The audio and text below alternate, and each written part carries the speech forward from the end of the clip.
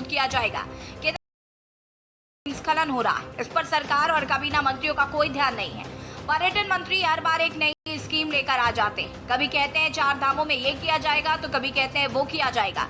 वहीं केदार सभा के अध्यक्ष विनोद शुक्ला ने कहा कि 4 धामों में तिरुपति बालाजी ट्रस्ट के साथ होने वाले एमओयू का विरोध किया जाएगा। सरकार कोई भी कार्य करने से पहले तीर्थ पुरोहितों के साथ कोई विचार विमर्श नहीं कर रही। केदारनाथ धाम में सीधे कार्य शुरू किए जा रहे हैं। उन्होंने कहा कि तिरुपति बालाजी एक्ट का 4 धामों के तीर्थ पुरोहित पुरजोर विरोध करेंगे। बिना तीर्थ पुरोहितों की सहमति से प्रदेश सरकार कोई भी कार्य धाम में लागू नहीं कर सकती है। ओम नमः शिवाय, जय श्री केदारनाथ। पेपर समाचारों के माध्यम से और मीडिया के माध्यम से ये समाचार प्राप्त हो रहे हैं कि तिरुपति बालाजी का जो मंदिर है उसके एक्ट का कॉपी करके केदारनाथ में लाया जाएगा और उसी के तर्ज पर केदारनाथ का जो मंदिर है, केदारनाथ की जो व्यवस्थाएं हैं वो चलेगी। इन लोगों को मेरी समझ में ये बात नहीं आती है। थोड़ा बहुत ज्ञान होना चाहिए। तिरुपति और केदारनाथ में बहुत ज़्यादा अंतर है, जमीन आसमान का अंतर है। तिरुपति का एक्ट केदारनाथ से बिल्कुल भी मेल नहीं खाएगा और ना ही हम लोग जो है इसको होने देंगे। उत्तराखंड में एक बार फिर केदारनाथ धाम में सरकार के खिलाफ बगावत के सुर दिखने को मिल रहे हैं। वहीं तिरुपति बालाजी ट्रस्ट के साथ एमओयू साइन करने को लेकर कांग्रेस ने भी राज्य सरकार के खिलाफ मोर्चा खोल दिया है। पहले देवस्थानम बोर्ड को लेकर तीर्थ पुरोहितों में जमकर विरोध हुआ। वहीं अब सरकार एक नया फॉर्मूला लेकर आ रही है जिसको लेकर तीर्थ पुरोहित खासे नाराज नजर आ रहे हैं। वहीं कांग्रेस ने भी इस पूरे मामले पर अपना समर्थन तीर्थ पुरोहितों के लिए दिया है। वहीं आम आदमी पार्टी का भी मानना है कि सरकार को पहले इस पर अध्ययन करना होगा, फिर तीर्थ पुरोहितों से चर्चा के बाद ही निर्णय लेना चाहिए। भले ही उत्तराखंड की जनता ने भाजपा को प्रचंड बहुमत दिया, मगर भाजपा ने ये बार बार बता दिया कि वे सरकार चलाना जानते नहीं। अब तीर्थ पुरोहित पहले इनके विरोध में खड़े हो गए थे, तब इन्हें देवस्थानम एक्ट वापस लेना पड़ा। मगर किसी भी तरीके से केदारनाथ मंदिर हो या अन्य 4 धाम मंदिर, उन पर कैसे कब्जा जमाया जाए ये किया जा रहा है आज की सरकार के द्वारा। और ये सरकार उत्तराखंड की मात्र केंद्र की भाजपा सरकार के निर्देशों पे कर रही है, जो निंदनीय है, भर्त्सनीय है। अब सुनने में आ रहा है कि एक एमओयू साइन होगा तिरुपति बालाजी ट्रस्ट और हमारी मंदिर समिति के बीच में केदारनाथ मंदिर को लेकर। आखिर क्या करना चाहती है सरकार? तीर्थ पुरोहित इनका विरोध कर रहे हैं और सही तौर पे कर रहे हैं, क्योंकि आपके जो ये हथकंडे हैं और बिना सरकार चलाए आप ये बता दे रहे हैं कि कैसे केंद्र की सरकार की कठपुतली है भाजपा की, उत्तराखंड की प्रचंड बहुमत की, प्रचंड अहंकारी और बिल्कुल पूरी तरह से बेवकूफों वाली सरकार। देखिए, ये जो मुद्दा संज्ञान में आया है कि बद्री केदार समिति और जो तिरुपति बालाजी ट्रस्ट है, समिति है, इसके बीच एक एमओयू साइन होने वाला है, जिसके अंतर्गत जो सुविधाएं और जो सिस्टम तिरुपति बालाजी में जो लागू है वो केदारनाथ में भी लागू होने वाला है। कुछ ऐसा सुनने में आ रहा है, जिसका पंडा पुरोहित समाज विरोध भी कर रहे हैं। देखिए, इस पे हमारा ये स्पष्ट रूप से कहना है कि तिरुपति बालाजी एक मैदानी क्षेत्र है और केदारनाथ, बद्रीनाथ की अगर हम बात करें तो ये एक अति दुर्गम क्षेत्र है और दोनों स्थानों की जो भौगोलिक परिस्थिति है वो बिल्कुल अलग अलग है।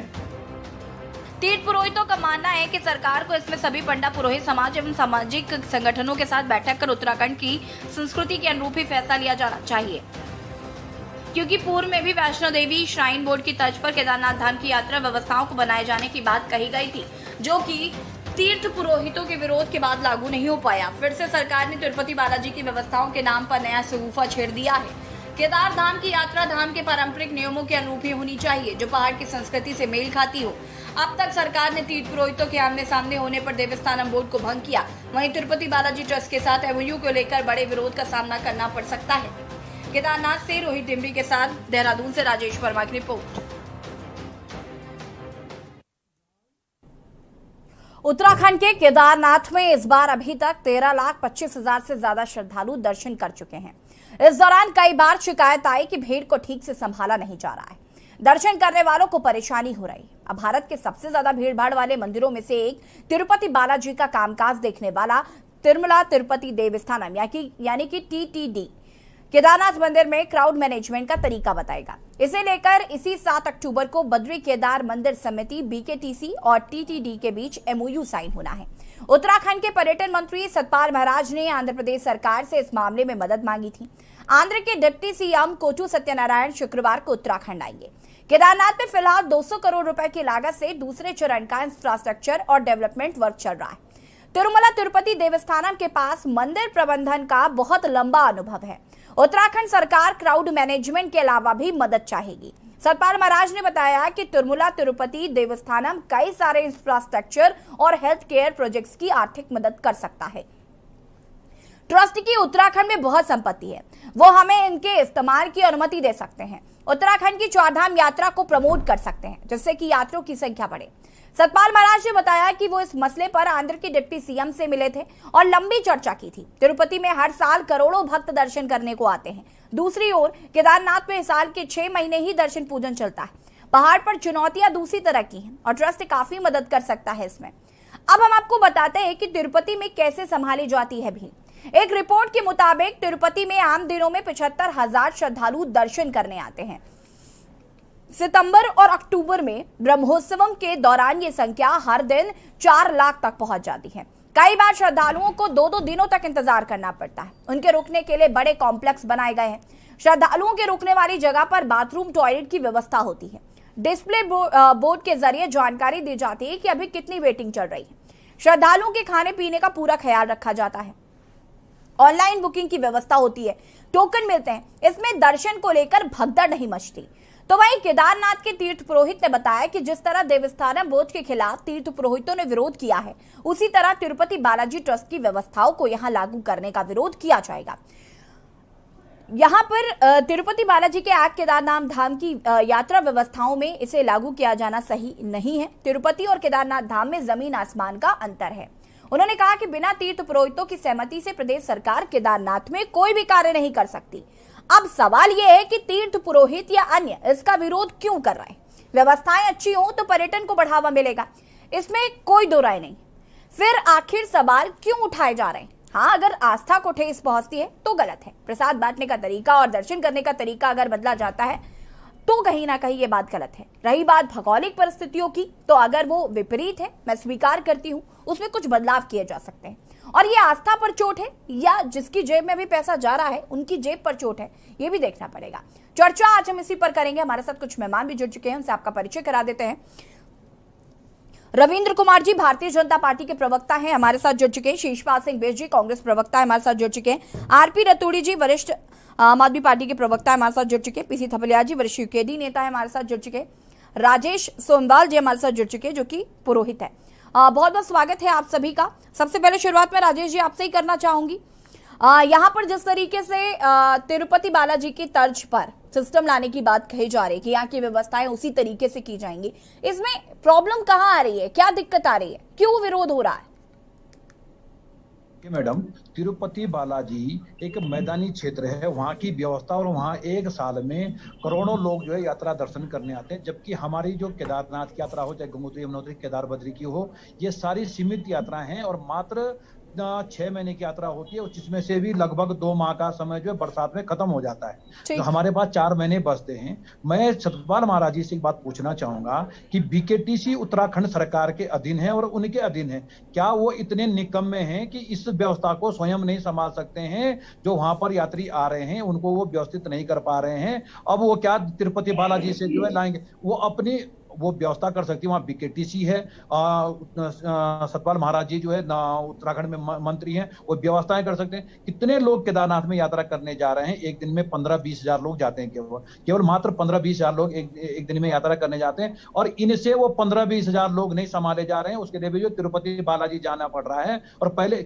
इनकी स्पष्ट नजर जो है केवल जो मंदिरों में जो चढ़ाव आ रहा है उस पर नजर है। पहले इन्होंने देवस्थानम बोर्ड ला करके जो है इस पे मतलब इसको अपने अधीन लाना चाहा, अब तिरुपति बाला को ला करके, वहां की व्यवस्था को ला करके ये जो है मंदिरों को अधिग्रहण करना चाहते हैं, और सतपाल महाराज जी की मंशा साफ है ये। और तीर्थ पुरोहित इसका डट करके विरोध करेंगे कि किसी की नहीं, जो हमारी व्यवस्था जैसी चल रही उसी प्रकार से व्यवस्था चले, किसी प्रकार का किसी का कोई इंटरफेयर नहीं चलेगा। सरकार को रोड की हो गई, ये तमाम व्यवस्थाएं सरकार कर सकती है, लेकिन ये नहीं कि तुम वहां जो है दर्शन किस प्रकार से करेंगे, क्या करें। तिरुपति बाला उत्तराखंड सरकार से नहीं संभाला जा रहा, तिरुपति बालाजी वाले ही इस व्यवस्था को संभालेंगे। ये तो समझ में नहीं आ रही बात कि किस प्रकार की व्यवस्था करना चाहते हैं, करना क्या चाह रहे हैं। इससे स्पष्ट हो गया कि जो भारतीय जनता पार्टी की जो सरकार है, इनसे संभाला नहीं जा रहा है, केवल ये जो है गोलमोल करने के चक्कर में है बस। ठीक है, हमारे साथ यहाँ पर शीशपाल जी भी जुड़े हुए हैं। शीशपाल जी, आपने समर्थन दिया है तीर्थ पुरोहितों को, कांग्रेस ने समर्थन किया है, क्यों? देखिए यशी जी, ये बड़ा ही मजेदार विषय है। भारतीय जनता पार्टी की जब पिछली सरकार यहाँ पर थी, तब भी इन्होंने इस प्रकार का प्रयास किया। त्रिवेंद्र सरकार ने ये देवस्थानम बोर्ड लेकर के आए, और उसका तीर्थ पुरोहितों ने, तमाम जो वहां के हकूकधारी हैं, सभी ने बहुत ज्यादा विरोध किया। मेरी ये समझ में नहीं आता है कि जब ये इतने प्रचंड बहुमत से चुनी हुई सरकारें, पिछली बार इन्होंने देवस्थानम बोर्ड थोपने का प्रयास किया, अब ये तिरुपति बालाजी ट्रस्ट के साथ एमओयू कर रहे हैं, और हवाला दिया जा रहा है कि व्यवस्थाएं सुधारी जाएगी। मैं अभी सेमवाल जी को बड़े गौर से सुना था, बिल्कुल सही बात कह रहे थे कि ये इतनी नाकारा सरकार है कि ये व्यवस्थाएं खुद नहीं सुधार सकते, जब वहां पहले बद्रीनाथ केदारनाथ मंदिर समिति है, चार धाम विकास परिषद है, पर्यटन विभाग है, गढ़वाल मंडल विकास निगम है, ये तमाम इतनी सरकारी एजेंसियां होने के बाद ये यहाँ क्या कर रही हैं। अगर इनसे व्यवस्थाएं नहीं सुधारी जा सकती, अगर ये कहीं की एडॉप्ट करना चाहते हैं, अगर क्राउड मैनेजमेंट करना चाहते हैं, तो ये बिना इस प्रकार के नए नियम कायदे कानून, नए बोर्ड और नई एमओयू के भी तो कर सकते हैं। तो सवाल ये है कि ये करें, बड़े शौक से करें। अगर ये बहुत सुधार करना चाहते हैं यशी जी, कोई विरोध नहीं करेगा, लेकिन इनकी परेशानी ये है कि तानाशाही तरीके से थोपना चाहते हैं। भाई ये पंडित पुरोहित जो वहां पर हैं, जो वहां के हकूकधारी हैं, अन्य पक्ष हैं, सबके, और यहाँ पर जो प्रतिपक्ष है, भाई उनके साथ बैठ के आप व्यापक विचार विमर्श क्यों नहीं करते? लोकतंत्र में ये सीधा तरीका है।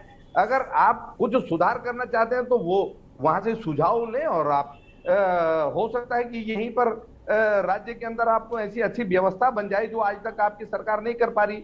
आपका जो यहाँ पर अधिकारी, ये जिनको आप मोटी मोटी तनख्वाहें दे रहे हैं, ये आपको सुझाव नहीं दे पा रहे, व्यवस्था नहीं बना पा रहे हैं, तो आप सभी पक्षों के साथ व्यापक विचार विमर्श करके ये तो बताएं आखिर आपकी मंशा क्या है, आप थोपना क्यों चाहते हैं। तो ये चीजें हैं, और इस चीजों का जिस प्रकार से इनकी मंशा है वो सब लोग समझ रहे हैं। जो इनका तौर तरीका है उसका लगातार विरोध हो रहा है ये सीधी। तो ये मैनेजमेंट तो ये इन्हीं को करना पड़ेगा ना। जब पिछली बार हो चुका, इनके अनुभव में आ गया कि यहाँ पर देवस्थानम बोर्ड का इतना विरोध हुआ राज्य के अंदर, तो फिर आप दोबारा से फिर उसी लीक पे क्यों करना चाहते हैं? ये आखिर लोकतांत्रिक तरीके से चुनी हुई सरकार है, कोई तानाशाही राजशाही थोड़ा ही ना चल रही है। अब सतपाल महाराज जी का मैं खैर सीधी टिप्पणी करना नहीं चाहता था, लेकिन वो जब भी किसी विदेशी दौरे में अपना सत्संग करने अलाना फलाना जाते हैं, वहां से नई चीज आते हैं, वो कहते हैं मैं यहाँ भी करूँ। अरे भैया, ना ये अमेरिका है, ना ये जर्मनी है, ये उत्तराखंड है। आप यहाँ के लोगों से पूछें, यहाँ के जो पक्ष हैं, सभी पक्ष, उनसे पूछें। यहाँ पर प्रतिपक्ष है, तमाम राजनीतिक दल हैं, पंडित पुरोहित हैं, तमाम जो अन्य संस्थाएं इस प्रकार की, सबके साथ विचार विमर्श करें। आप बाहर से ही क्यों चीजें अडॉप्ट करना चाहते हैं? ठीक है शीशपाल जी, तो ये बड़ी ये सीधी समस्याएं हैं। ठीक है, इस पर आगे हम विस्तार से चर्चा करेंगे। आरपी रतूड़ी जी, क्या कुछ कहना चाहते हैं इस पूरे मसले को लेकर? देखिए ऐसी जी, ये सरकार पूरी तरह विफल हो चुकी है। वो बड़े दुर्भाग्य की बात है कि कोई केदारनाथ यात्रा आज पहली बार तो नहीं हो रही कि आपकी व्यवस्थाएं, ये तो देवों और पुराणों की बात है कि केदारनाथ यात्रा इससे पहले भी चलती रही है, संचालित होती रही। ये सरकार इतनी विफल हो चुकी है कि केवल एक केदारनाथ बद्रीनाथ की यात्रा भी इनसे संचालित नहीं हो पा रही है। और अब ये कहेंगे कि हम बालाजी ट्रस्ट के साथ, अरे भाई, आपसे जब ये उत्तराखंड में हमारे कुंभ कब से संचालित हुए, तो हमने तो इतनी भीड़, करोड़ों करोड़ों की भीड़ को उत्तराखंड सरकार ने, जो उत्तराखंड बना उससे पहले यूपी में था, तब भी संचालित किया। कई करोड़ लोग हमारे कुंभ यात्रा में आते हैं और कई महीने तक चलती है, उसको संचालित किया। ये केदारनाथ यात्रा, अरे भाई तिरुपति बालाजी का अपना अलग सिस्टम है, केदारनाथ का अलग सिस्टम है। यात्री आता है वहां, कोई झगड़ेलू लोग नहीं, आप उनको अब व्यवस्था करना क्या, आप टोकन बांटिए, आप को करना क्या। ये हमारा बद्रीनाथ केदारनाथ मंदिर समिति, ये किस बला का नाम है? फिर ये सरकार किस बला का नाम है? अरे ये केंद्र की नीति पर जिस तरह केंद्र सरकार सभी संस्थानों को निजी हाथों में देने का काम कर रही है, इस तरह से यहाँ पर भी।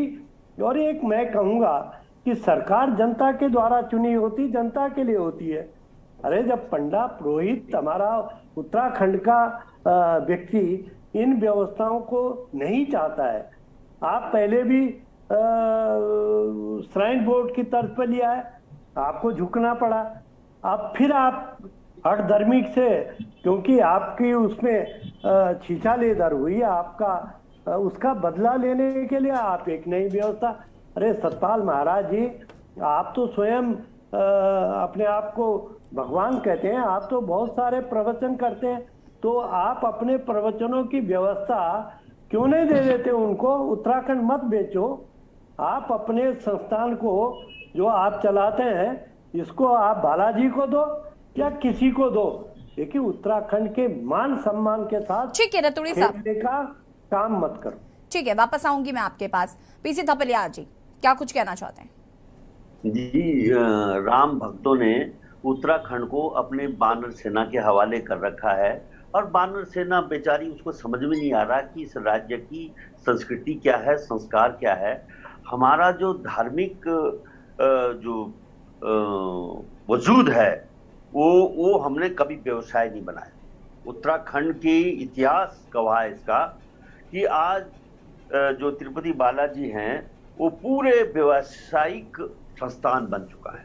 सबसे बड़ा कमाऊ ट्रस्ट है बालाजी, बहुत धन कमाओ, वहां हुंडी भी चलती है, वहां का पूरा सिस्टम मुझे मालूम है वो। और यही सोचकर इन लोगों ने ये सोचा कि हम भी केदारनाथ बाबा, जो एक बिहड़ ऐसे बाबा हैं जिनको कभी भी धन कमाई ऐसे व्यवसायीकरण से कभी संतुष्ट, बल्कि रुद्र रूप धारण कर देंगे वो। अगर उन्होंने तीसरी आंख खोल दी, अभी भी ये सुधर नहीं रहे नेता यहाँ पे। इन्होंने क्या क्या कर दिया, उस बाबा को तंग करके रख दिया। उन्होंने बाबा को राजनीतिक अड्डा बनाया, बाबा को अब केदारनाथ से केदारपुरी बनाया, और अब केदार को बालाजी ट्रस्ट के कंट्रोल कर रहे हैं। इनका जो पहले इन्होंने राजनीति का व्यवसायीकरण कर दिया और आज ये धर्म का व्यवसायीकरण कर रहे हैं। आपने देखा होगा कि जम्मू कश्मीर में वैष्णो देवी है और जगमोहन जी की ब्रेन उपज के कारण वैष्णो देवी को एक कमाऊ देवी का नाम बना दिया है।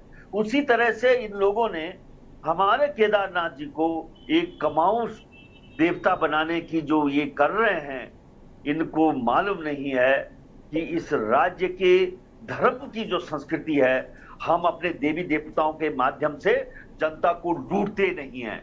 हम जनता की श्रद्धा के मुताबिक हम अपनी देवी देवताओं का आशीर्वाद जो मिलता है हमारी जनता को, पूरे देश के विश्व की जनता को, उसमें हम एक सहयोगी के रूप में, एक सेवक के रूप में हम काम करते रहे हैं। इसलिए हमारी जो मंदिर समिति है वो बहुत क्रोधित है, क्योंकि इन्होंने जब देवस्थान बोर्ड बनाया था उस समय भी जिंदल के बेटे को, अंबानी को बेटे को वहां पे घुसेड़ दिया था। और ऐसे समझ रहे हैं कि जैसे पहाड़ के लोगों का कोई अस्तित्व ही नहीं हो। अरे तुम नेशनल सिक्योरिटी एडवाइजर तो पहाड़ी बना रहे हो, तुम जो ये क्या बोलते हैं सीडीएस पहाड़ी बना रहे हो, और तुम पहाड़ के इन देवी देवताओं को बाहर वालों के हवाले करने के लिए तुम्हें क्या, कौन कुबुद्धि दे रहा है?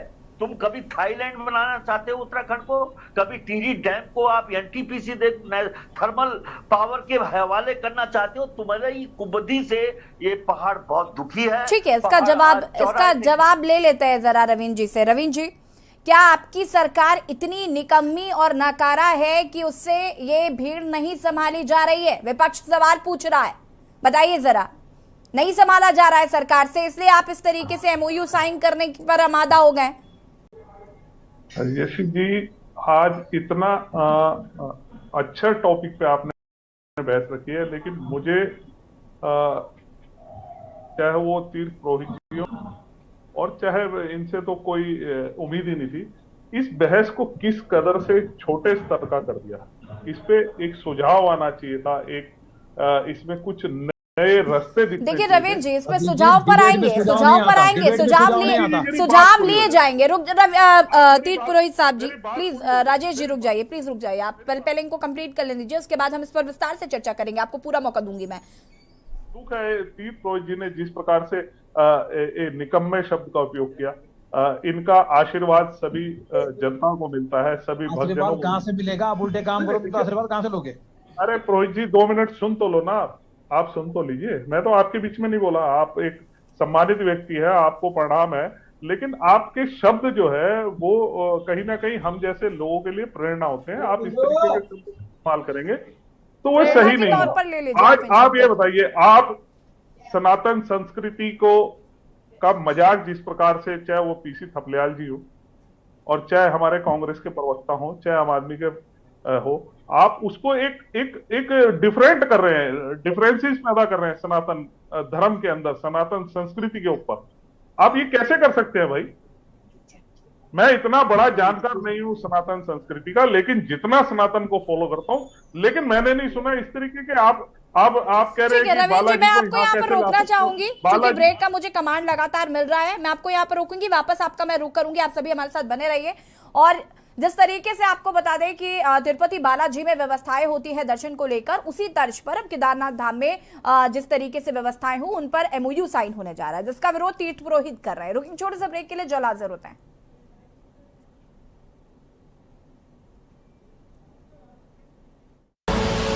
आप देख रहे हैं के न्यूज, खबरों का सारथी। मुख्यमंत्री योगी आदित्यनाथ जी के नेतृत्व में उत्तर प्रदेश विकास के नए आयाम कर रहा है। उत्तर प्रदेश के लोगों ने मिलकर योगी आदित्यनाथ जी के नेतृत्व में उत्तर प्रदेश की पूरी तस्वीर बदल दी है।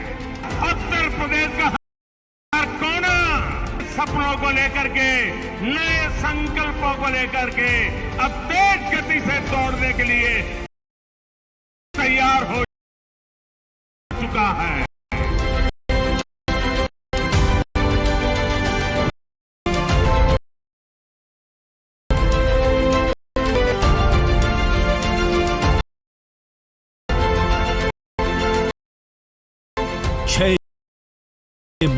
और विश्वास के कौन नया खिलाड़ी आया है?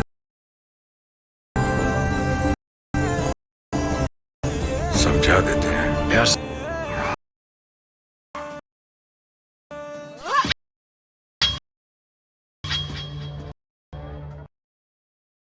ये तो अपनी जुबान है। दिल भी एक हो, विमल।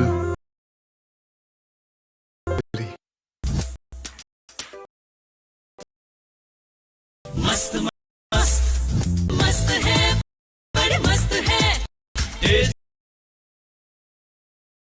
इसमें भी लज्जत है, इसमें है एक हेल्थी डाइट। मस्त है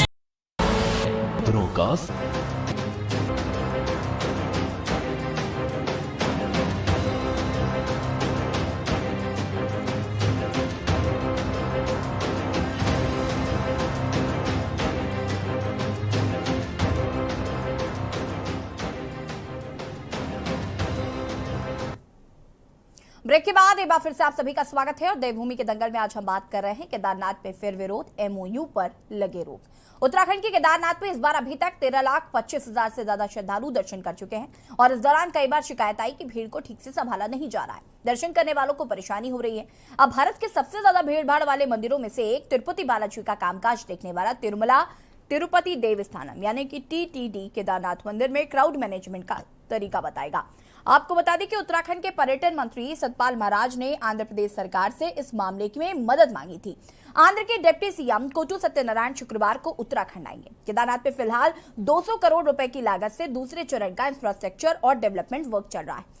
तिरुमला तिरुपति देवस्थानम के पास मंदिर प्रबंधन का बहुत लंबा अनुभव है। उत्तराखंड सरकार क्राउड मैनेजमेंट के अलावा भी मदद चाहेगी। सतपाल महाराज ने बताया कि तिरुमला तिरुपति देवस्थानम कई सारे इंफ्रास्ट्रक्चर और हेल्थ केयर प्रोजेक्ट्स की आर्थिक मदद कर सकता है। ट्रस्ट की उत्तराखंड में बहुत संपत्ति है, वो हमें उनके इस्तेमाल की अनुमति दे सकते हैं। उत्तराखंड की चारधाम यात्रा को प्रमोट कर सकते हैं जिससे कि यात्रियों की संख्या बढ़ सके। अब इसका विरोध कर रहे हैं तीर्थ पुरोहित। जिस तरीके से देवस्थानम बोर्ड का विरोध किया जा रहा था, ठीक उसी तरीके से आपको बता दें कि अब इसका विरोध किया जा रहा है। उनका कहना है कि क्या सरकार से ये केदारनाथ मंदिर की जो व्यवस्था है वो संभाली नहीं जा रही है, जो बाहर के लोगों को बुलाया जा रहा है। तमाम सवाल खड़े हो रहे हैं। विपक्ष भी तीर्थ पुरोहितों का समर्थन कर रहा है। चर्चा हम इसी पर कर रहे हैं। लगातार मेहमान हमारे साथ बने हुए रवीन जी का सीधे रुख करना चाहूंगी मैं। रवीन जी अपनी बात को पूरा कर सकते हैं आप। अब मुझे यशी जी थोड़ा सा टाइम ज्यादा देना, मैं अपनी बात पूरी करूंगा। देखिए, जिस प्रकार से आपने इस कार्यक्रम का विषय चुना है आज का, ये बड़ा अच्छा विषय है और इस पे चर्चा होनी चाहिए, इस पे बात अपना पक्ष जरूर रखना चाहिए। लेकिन मुझे ये अभी तक, चाहे वो हमारे माननीय पुरोहित जी हो और विपक्ष के अन्य नेता हो, इन्होंने किसी ने भी इस विषय पे चर्चा ही नहीं करी। कहीं से कहीं सिर्फ सरकार को कैसे कोसा जाए, इसको लेके बात करिए। आप ये बताइए कि आपने खुद अपने आप स्वयं बताया है कि MOU साइन किस चीज का हो रहा है, भीड़ को कैसे मैनेजमेंट किया जाए, वहां पे स्वास्थ्य सुविधाएं कैसे डेवलप की जाए, वहां पे पार्किंग की व्यवस्था कैसे विकसित की जाए, वहां पे लोगों के रहने की व्यवस्था कैसे की जाए। अगर बालाजी धाम में टोकन व्यवस्था है जहां पे लोगों को अपने एक जगह बैठे बैठे पता लग जाता है, मेरी पर्ची में मान लो 2000 नंबर है, 2000 नंबर भैया 3 घंटे बाद आएगा।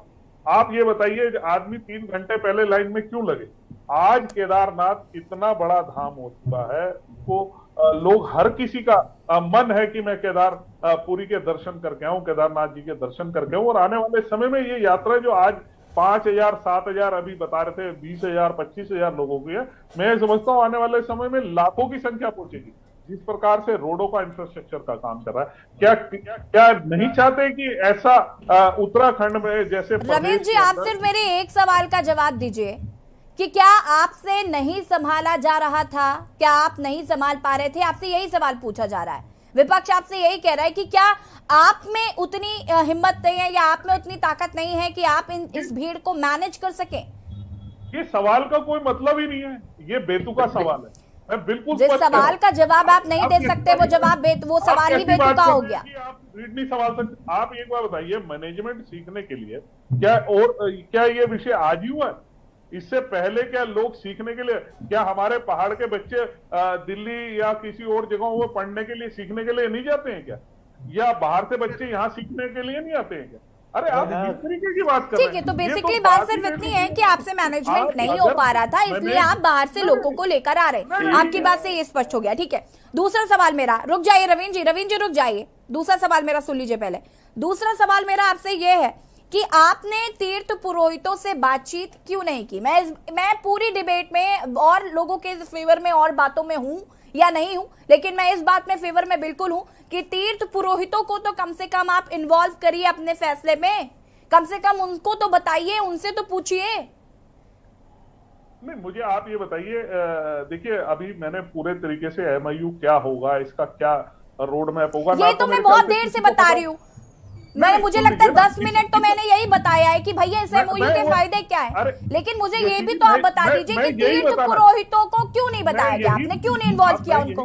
आप मेरी बात ही नहीं समझ रहे। मैं ये कह रहा हूँ, आपने MOU जो आपने बताया या जो सरकार अभी बताएगी, या इसमें मुझे बताइए तीर्थ पुरोहितों का क्या आय नहीं तो हो रहा है, इसमें कौन सा आय नहीं तो होगा? ये तो हमें राजेश जी से भी पूछना है, ये मैं अभी राजेश जी से पूछूंगी, लेकिन उससे पहले आप मुझे बता दीजिए ना कि अगर उनको इन्वॉल्वमेंट चाहिए, अगर वो इन्वॉल्वमेंट चाह रहे, देखिए वो वहां रहते हैं, उनकी आस्था है, उनकी श्रद्धा है, वहां पर कुछ होता है तो उनको बुरा लगता है। अगर वो आपसे पूछ रहे हैं तो आपको जवाब देना चाहिए, और दूसरी चीज आपको इन्वॉल्व करना चाहिए। और अगर तीर्थ पुरोहितों की कोई वैल्यू नहीं है तो फिर आपने देवस्थानम बोर्ड को भंग क्यों किया?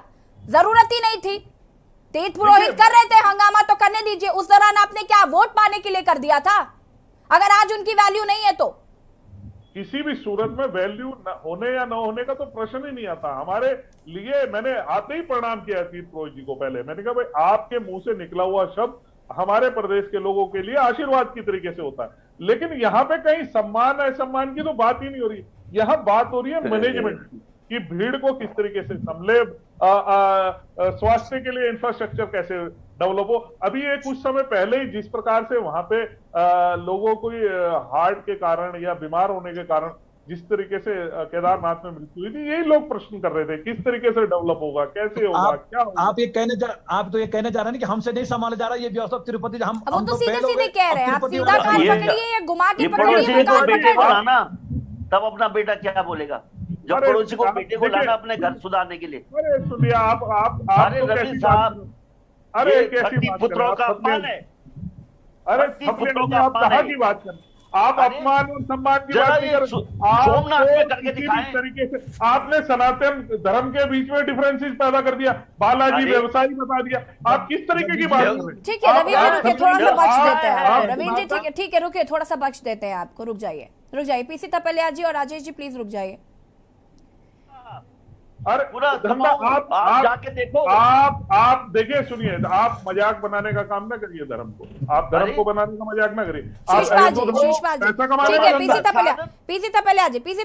पीसी तपलिया जी रुक जाइए, प्लीज रुक जाइए, रिक्वेस्ट कर रही हूँ मैं आपसे। रवीन जी आप भी रुक जाइए। शीशपाल जी देखिए यशी जी, मैं भाजपा प्रवक्ता की बात को सुन के बड़ा हैरान हूँ। ये शायद ये कहना चाह रहे हैं कि जो है तीर्थ पुरोहितों से, यहाँ के जो पंडे हैं वहां पर, जो वहां के हक हकूकधारी है, वो सब के सब अनर्गल बातें कर रहे हैं और अकेले विद्वान यही हैं यहाँ बैठे हुए।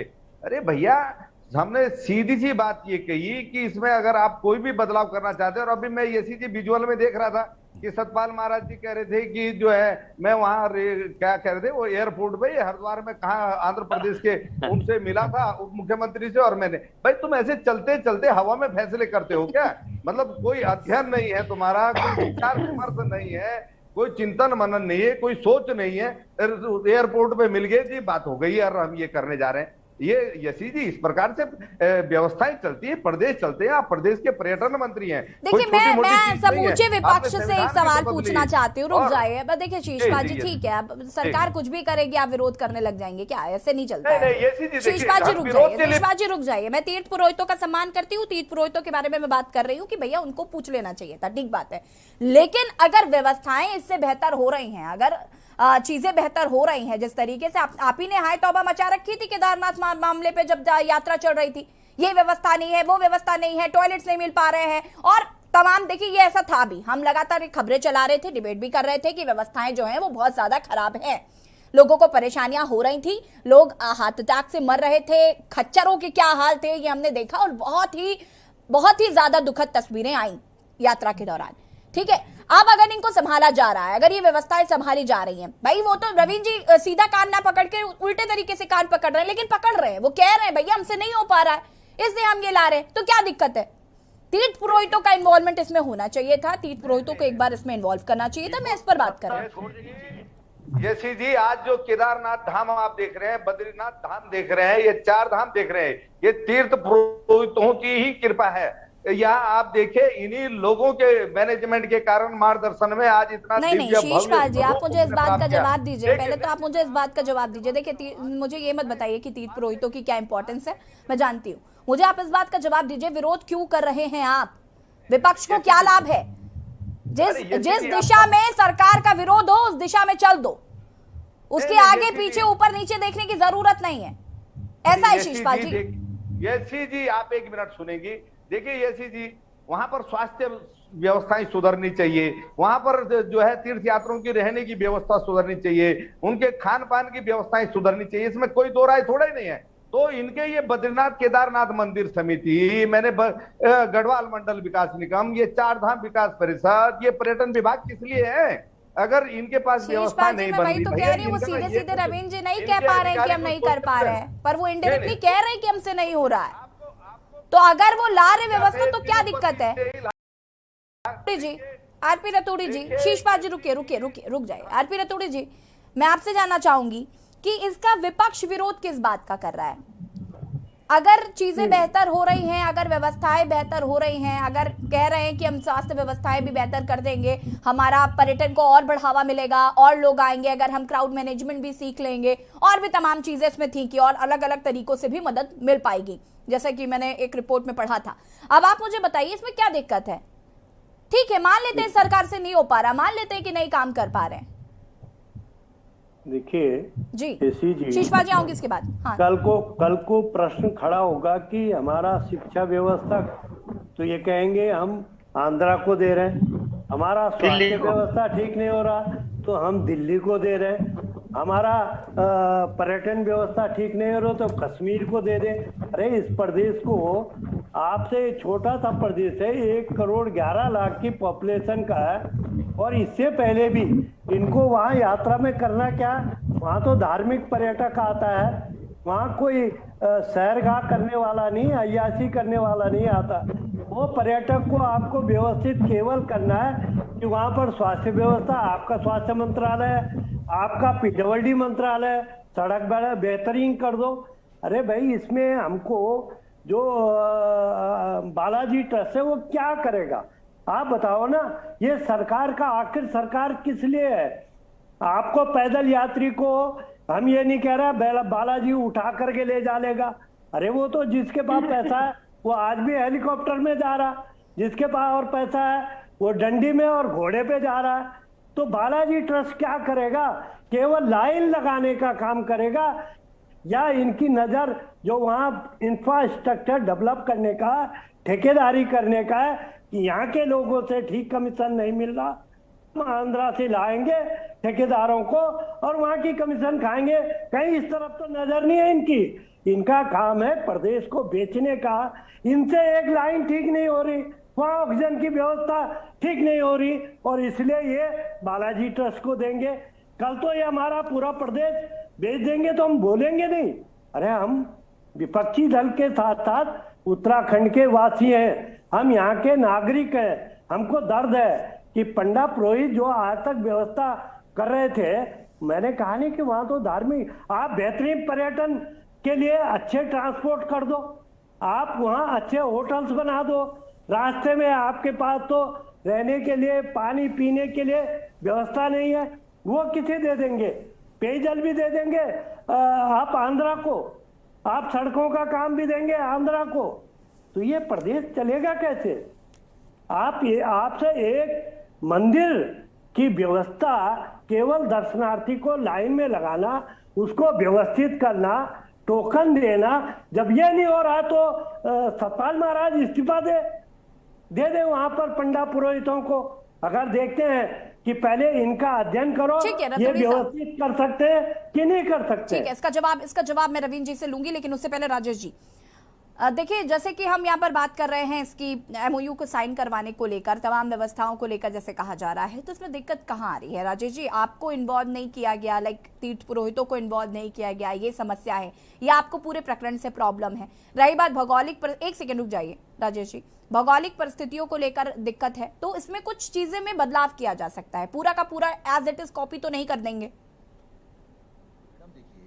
सतपाल महाराज जी का स्टेटमेंट हमेशा ऐसा ही रहता है, वो कभी भी जो है न पूछने का काम करते हैं। उन्होंने देवस्थानम बोर्ड बनाया तो कभी भी उन्होंने तीर्थ पुरोहितों को नहीं पूछा, उनका हमेशा स्टेटमेंट बात हो गई चाहते हैं, आज भी वो वही काम कर रहे हैं। देखिए मैं आपको विस्तार से बताता हूं, केदारनाथ में एक दिन में 15 से 20 हजार लोग आते हैं, गंगोत्री और यमुनोत्री में 10 से 12 हजार लोग एक दिन में आते हैं, और जब पूरा मई जून होता है तब ये स्थिति है। आजकल कम है, 4-5 हजार 6 हजार लोग हैं, गंगोत्री में 2-2.5 हजार लोग हैं, 1.5-2 हजार लोग हैं, ठीक है।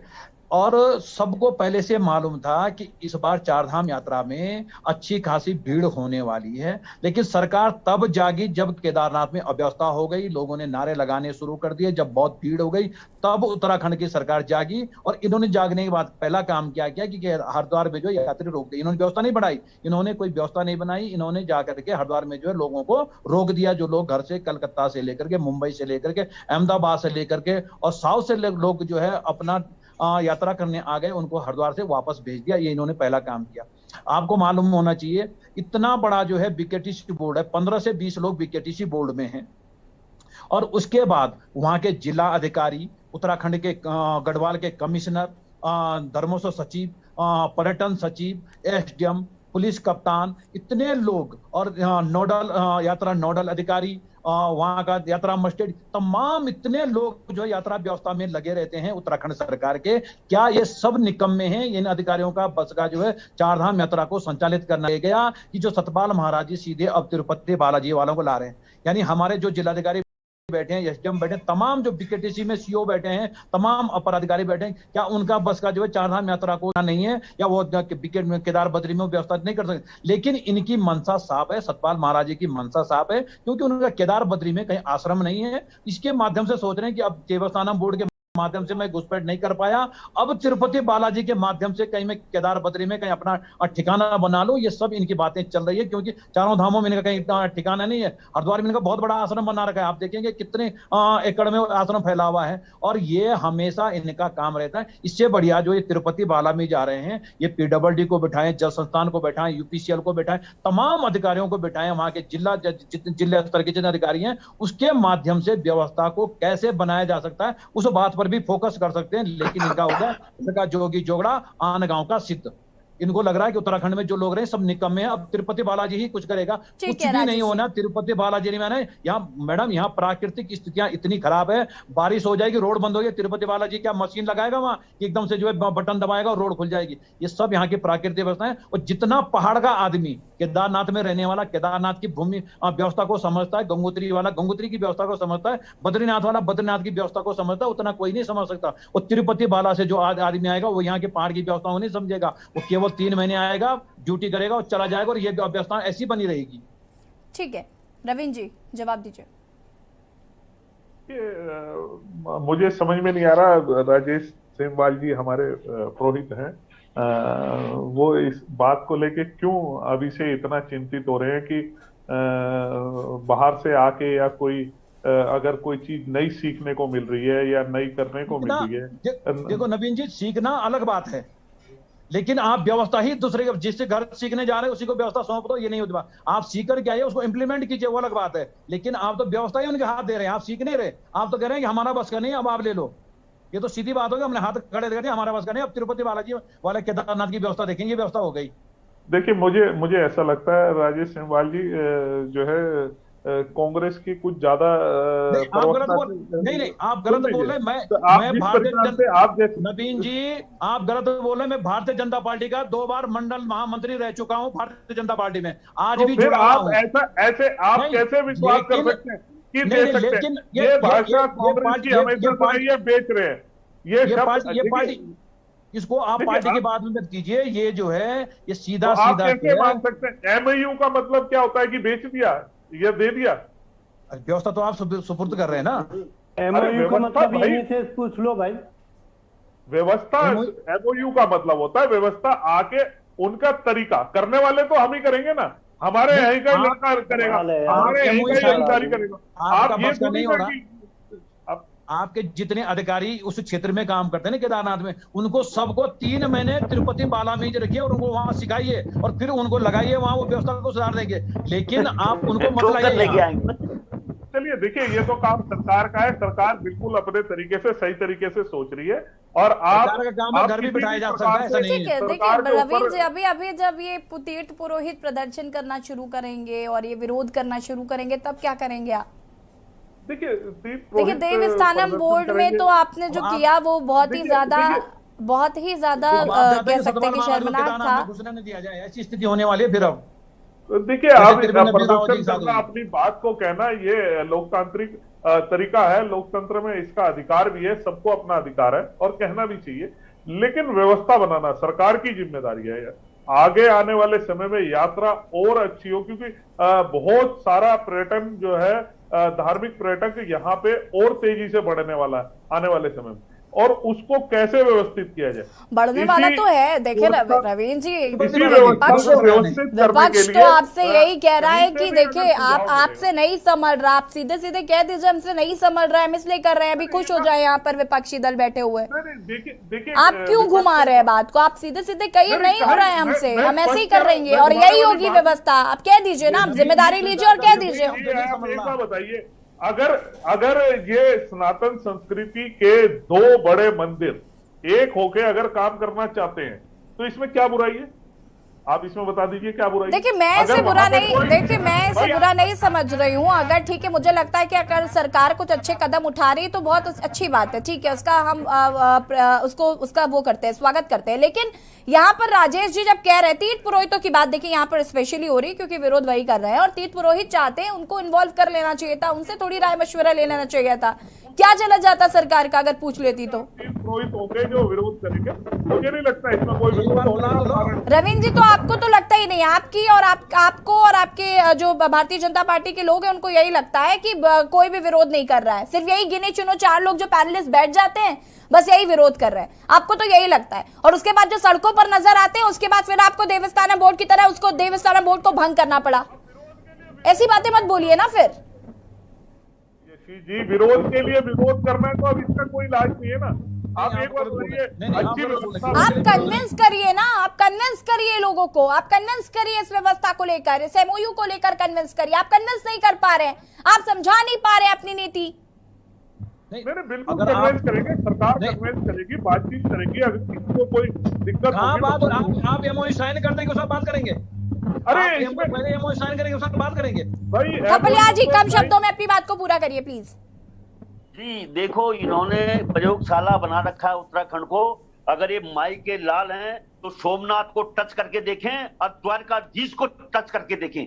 ये हमारे साथ खेल रहे हैं, कभी द्रोण से देख रहे हैं, केदारनाथ को केदारपुरी बना रहे हैं, कभी बद्रीनाथ को बद्रीशपुरी बना रहे हैं। इन्होंने तमाशा मचा रखा है। उत्तराखंड के युवाओं की नौकरी को बेचने वाले आज हमारे पूरे जो हमारा अस्तित्व है उसको मिटाने में तुले हुए हैं। इनको हम निश्चित रूप से आज जनता भोली भाली है, अंधभक्ति अंधविश्वास इन लोगों पे करती है, लेकिन ये हमारे पीठ पे निरंतर छुरा भोगते जा रहे हैं। इनको देखिए आप, आज राफ्टिंग भी इन्होंने बाहर वालों के, हमें किसी काबिल नहीं रखा। ये जो ट्रॉली लग रही है देहरादून से मसूरी तक, वो भी अडानी लगा रहा है। कोई पहाड़ी जो हमने कैंपटी में हमने जो लगाई है वो इनको नहीं दिखती। इनको हर चीज बाहरी व्यक्ति, क्योंकि कमीशन मिलता है। इनको इतने बड़े तीर्थ स्थान इस देश में हैं, कहीं कोई किसी नकल किया क्या?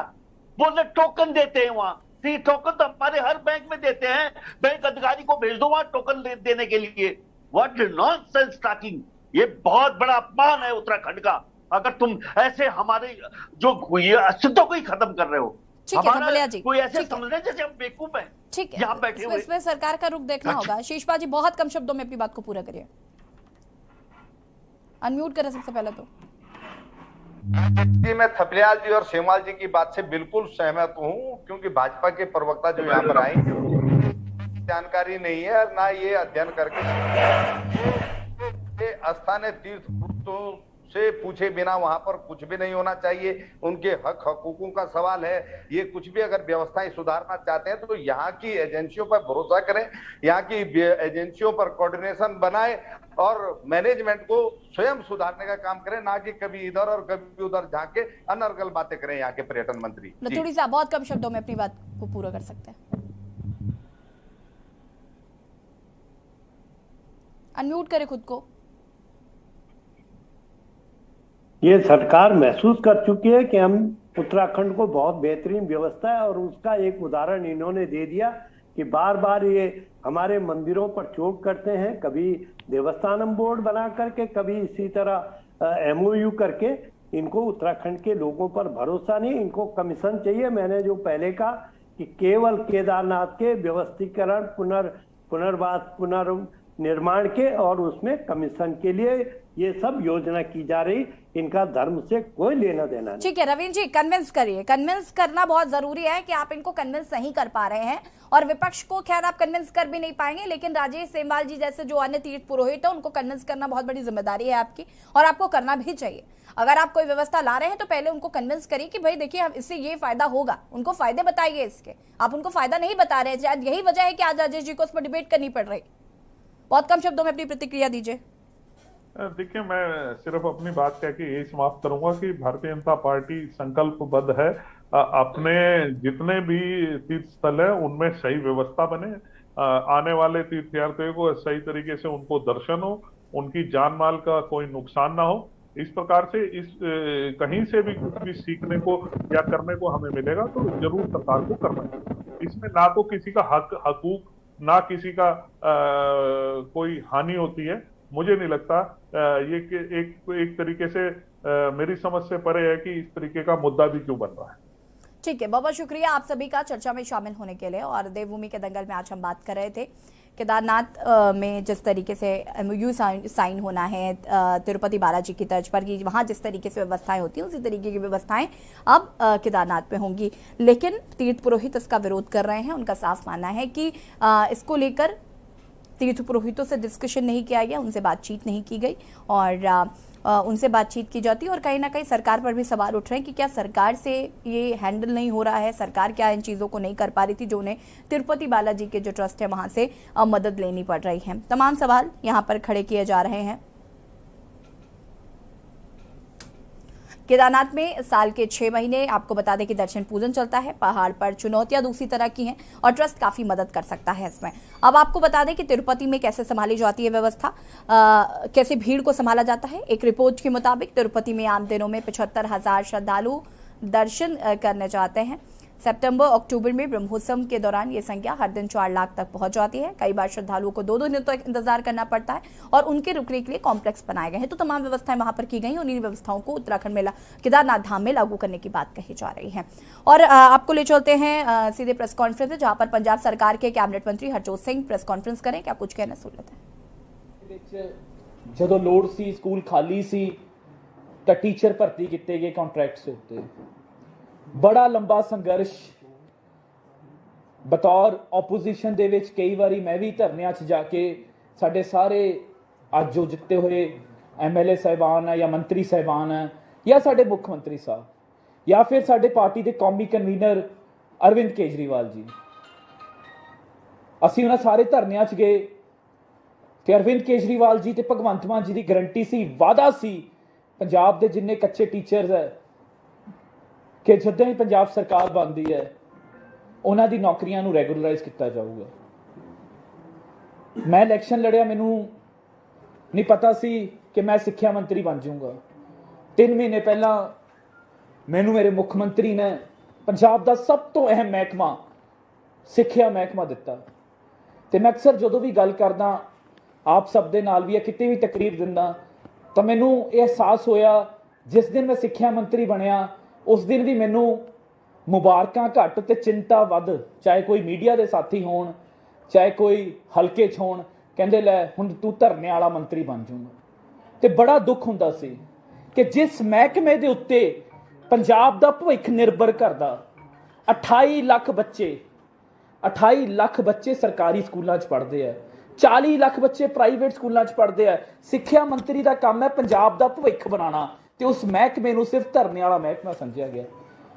ਸਾਡੇ ਮੁੱਖ ਮੰਤਰੀ ਸਾਹਿਬ ਦਾ ਮੈਂ ਦੇਣਾ ਨਹੀਂ ਦੇ ਸਕਦਾ। ਇੱਕ ਕਮੇਟੀ ਬਣਾਈ ਜਿਸ ਦਾ ਮੈਂ ਮੈਂਬਰ ਹਾਂ, ਮੇਰੇ ਨਾਲ 2 ਹੋਰ ਮੇਰੇ ਮੰਤਰੀ ਸਾਥੀ। ਇਸੀ ਪੰਜਾਬ ਭਵਨ ਦੇ ਵਿੱਚ ਬੈਠ ਕੇ ਅਸੀਂ ਬਹੁਤ ਮਿਹਨਤਾਂ ਕੀਤੀਆਂ।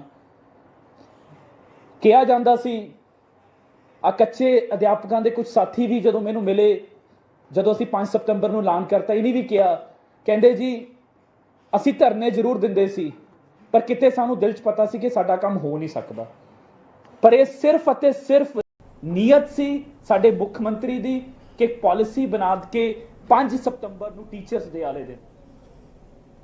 और देवभूमि के दंगल में फिलहाल तक देखते रहिए न्यूज़ इंडिया। नमस्कार।